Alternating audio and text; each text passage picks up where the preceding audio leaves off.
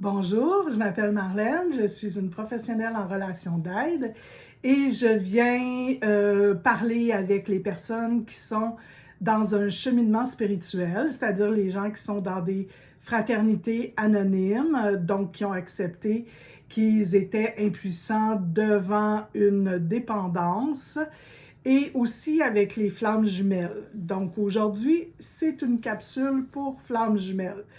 Je vous fais un petit suivi. Je vous ai dit que je vous parlerais de la colère, mais je vous ai aussi dit que j'allais parler de comment j'ai appris à faire la différence. Je devais vous en parler dans l'autre vidéo, mais j'ai comme complètement oublié. Comment j'ai appris à faire la différence entre une décision de ma tête et une décision de mon intuition.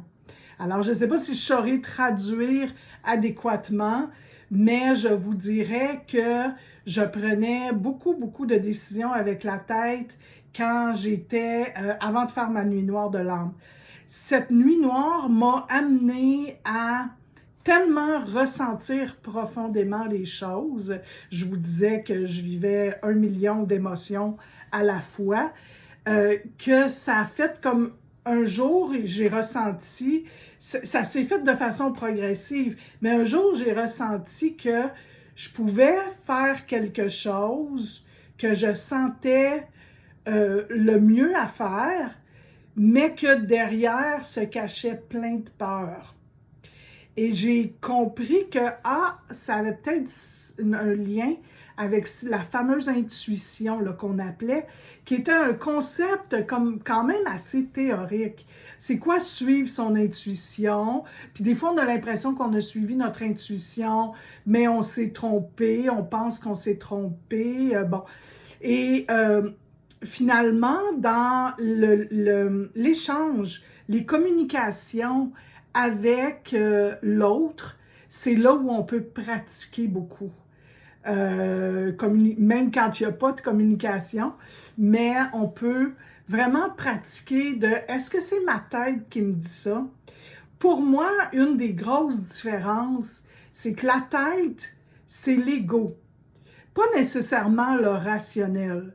Parce que là, on peut dire une décision est rationnelle, on a pesé le pour et le contre, on a tenu compte de ce qu'on vivait, de nos émotions, un paquet de facteurs, alors que l'ego, ça relève plus de l'intellectuel, on a rationalisé. On n'était pas rationnel, mais on a cherché à rationaliser. Donc, par exemple, après tout ce qui m'était arrivé avec mon autre, beaucoup de personnes, si on avait analysé la situation froidement, avec la tête, beaucoup de personnes auraient pu me dire « Tu n'as aucune raison de lui demander pardon. Il t'en a fait bien plus que tu en as fait, puis etc. » Tout ce qu'on peut entendre très souvent dans le fonctionnement général de la matrice. Alors que c'était évident que mon intuition, qui partait plus de mon plexus solaire. Pour moi, aujourd'hui, c'est très clair que quand j'ai une décision à prendre, comme mettre une capsule qui pourrait me faire vivre toutes sortes d'émotions, parce que j'aurai du feedback, est-ce que je vais être prête à entendre ce feedback-là? Puis bon, tout ça. C'est au niveau de la tête ou au niveau du plexus, pas la même chose du tout.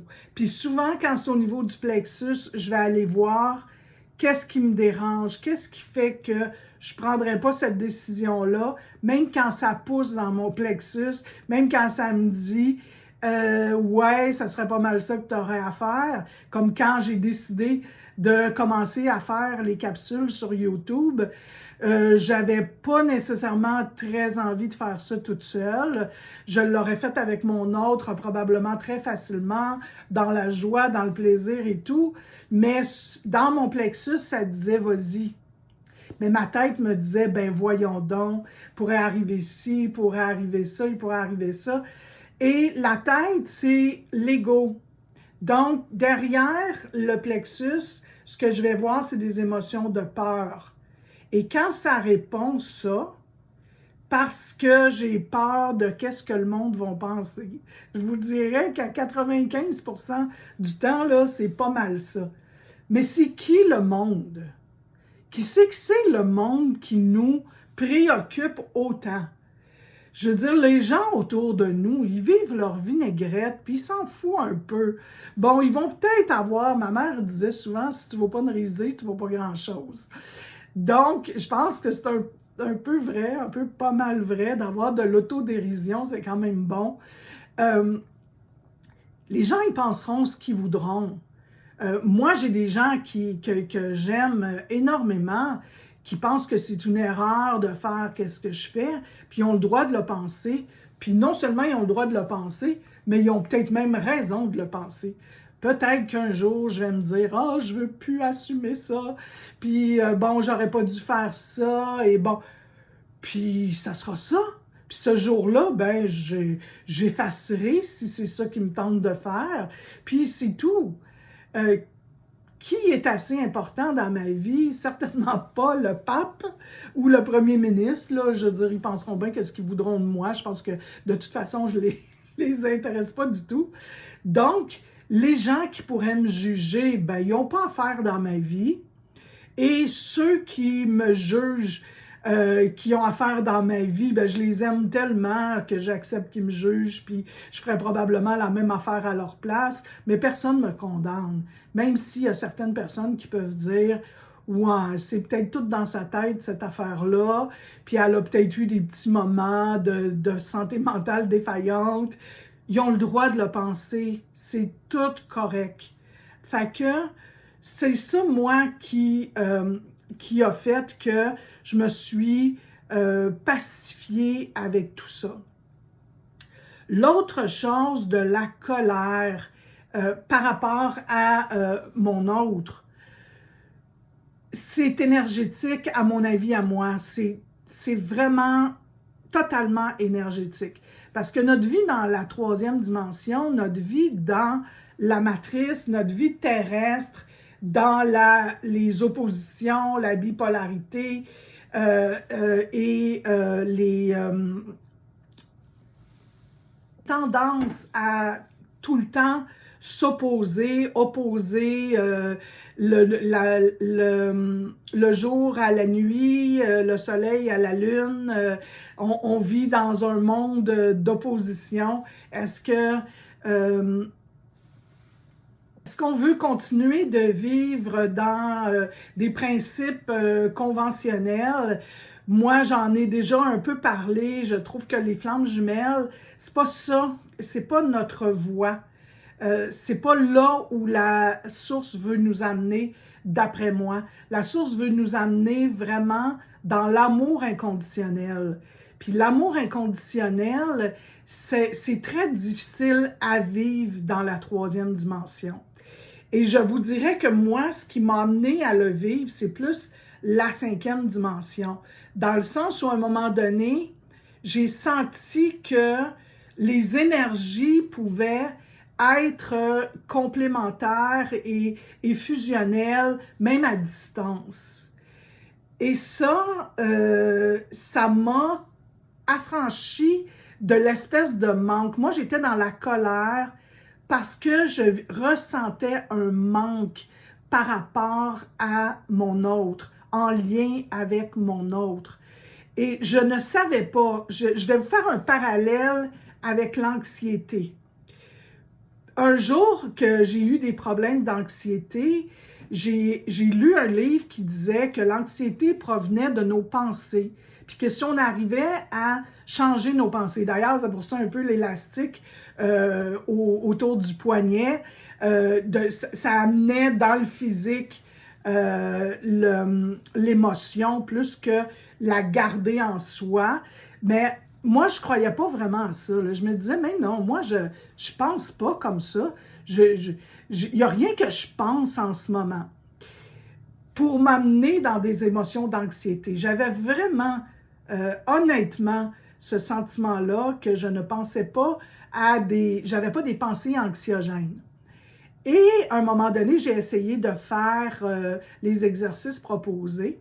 Je suis partie, je suis allée dehors et j'ai commencé à dire cette maison est blanche, les fleurs sont rouges, cette autre maison est verte, il n'y a pas de fleurs, le gazon est vert, l'auto est bleu et je faisais de la description de ce qui était devant moi et mon anxiété diminuait.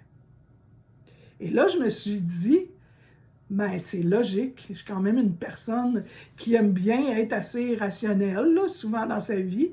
Et je me suis dit, ben, c'est logique. Ça doit être vrai ce qu'ils disent. Je dois avoir des pensées inconscientes. Je dois avoir des pensées que je n'arrive pas à objectiver, à voir clairement. Et ça m'amène dans une anxiété. Puis bon, alors je me suis dit, ça ne me sert à rien de m'obstiner. Si ça fonctionne, c'est parce qu'ils ont raison.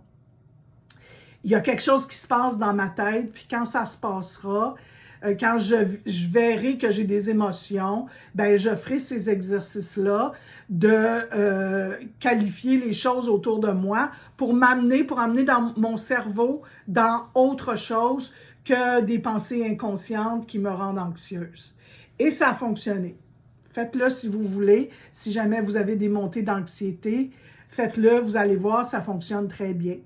Mais pour moi, c'est un peu la même chose avec la flamme jumelle. C'est-à-dire que je n'étais pas consciente que j'avais des pensées qui m'amenaient dans l'anxiété. Non seulement j'avais ces pensées-là, mais j'avais aussi inconsciemment, je refusais de penser que sans sa présence, je pouvais combler je ne peux pas dire le vide, parce que je ne sentais pas un vide, je sentais un manque. Je crois que ce n'est pas pareil. Il y a beaucoup de personnes qui ont des troubles de la personnalité, qui se promènent avec un vide. Moi, je n'avais pas ce sentiment-là. Je ne l'avais pas vraiment eu dans ma vie. J'ai pas eu cette... On peut pas, Dieu merci, on n'a pas tous les problèmes, là. Moi, je n'avais jamais ressenti plus qu'il faut, là, sauf à quelques occasions, un vide intérieur. Mais le manque de mon autre, ça, je le ressentais. Et c'est comme si mon cerveau, mon conscient, ne voulait pas accepter que ce vide-là provenait de ma propre dynamique à moi. Et le jour où j'ai laissé les énergies rentrer en moi en pratiquant ce que je croyais que lui pouvait m'apporter. En le pratiquant vraiment, même par exemple, décider d'aller faire un voyage, au début, je le décidais rationnellement et j'allais voir si mon intuition me disait « oui, vas-y, c'est ça que tu as à faire ». Puis évidemment, comme je vous l'ai mentionné tout à l'heure, mon intuition me disait « oui, j'aimerais ça y aller », mais là, je me mettais à avoir une liste de tout ce qui pourrait m'arriver. J'étais toute seule, je pouvais être malade en voyage, je pourrais ne pas aimer mon voyage, je pourrais ne pas aimer des personnes. Bref, je pourrais vous faire des listes de tout ce que mon ego me ramenait, de « va pas là, ça n'a pas d'allure, ça n'a pas de bon sens ». Et là, je revenais toujours à « OK, ce sont des peurs qui m'empêchent de le faire. Mes peurs m'empêchent de rentrer dans la personne idéale, mon idéal de Marlène que je veux être. Alors, je vais le faire pareil. » Donc, mon intuition me le dit, ma tête ne veut pas, mais c'est mon intuition qui va avoir raison, parce que mon intuition, c'est mon âme. Et mon âme me dit, tu as besoin d'aller en Grèce. Tu vas aller en Grèce parce que c'est ça que tu as à faire en ce moment. C'est une expérience que tu as à vivre. Ça va mettre de la joie dans ta vie. Ça va mettre de l'autonomie dans ta dynamique. Bref, je pourrais vous dire tous les qualificatifs possibles que de décider de partir en Grèce, bon, avec quelqu'un que je ne connaissais pas, parce que finalement, ça a été ça la réalité, que ça a été une expérience extraordinaire. Et au moment de la vivre, c'est là où j'ai compris qu'en fait, mon enfant intérieur, c'était de ça qu'elle avait besoin. Elle avait besoin que l'adulte en moi l'amène vivre ce genre d'expérience-là. Je vous ai souvent parlé des composantes en nous, l'enfant, l'adolescent, le parent critique autoritaire, bon, tout ça, toutes les composantes dont nous parle Éric Berne en analyse transactionnelle. Ben, ce voyage-là, malgré toutes les peurs qu'il y avait en arrière, amenait mon être entier vivre quelque chose de magnifique qui restera pour moi une expérience extraordinaire et qui a fait que par la suite, je me connaissais assez bien pour savoir que j'aimais réellement voyager.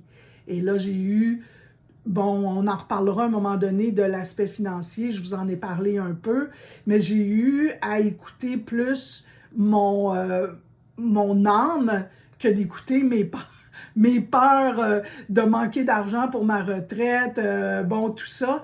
Et ça a été fabuleux. Et plus je faisais ça, plus dans l'énergie, cette énergie-là qui au départ m'était envoyée par mon masculin sacré, ben, je la générais par moi-même directement en lien avec ma puissance supérieure.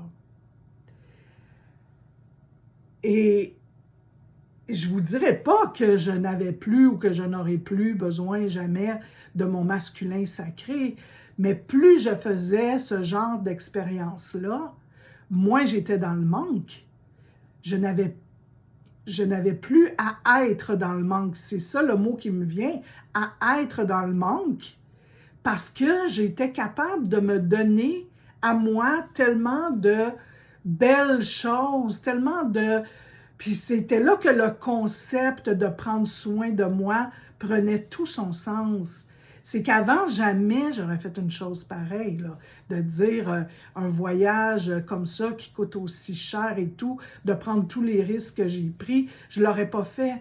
Mais je l'ai fait par amour pour moi, par amour de mon âme, par amour de cet être-là qui est Marlène, yin-yang, le plus équilibré possible, qui travaille sur son évolution. Et c'est ça qui m'a amené à faire la paix, puis à ne plus être en colère contre mon autre. Parce que je respectais dorénavant, plus je me suis respectée moi, plus je respectais ses décisions à lui. Moi, j'avais envie de vivre ça, lui, il avait envie de vivre d'autres choses. Puis tant mieux pour lui qu'il ait envie de vivre autre chose. Pourquoi j'aurais pas respecté ce qu'il avait envie de vivre? Parce que là, j'avais commencé à respecter moi ce que j'avais envie de vivre, à me prioriser moi, puis à arrêter d'être dans mes peurs. Alors, c'est la grâce que je vous souhaite. Je vous remercie infiniment de m'avoir écouté. N'hésitez pas à devenir membre, à vous abonner sur cette chaîne pour qu'on puisse créer une belle collectivité de flammes jumelles et de personnes en éveil. Je vous adore. Merci beaucoup. Bonne fin de journée.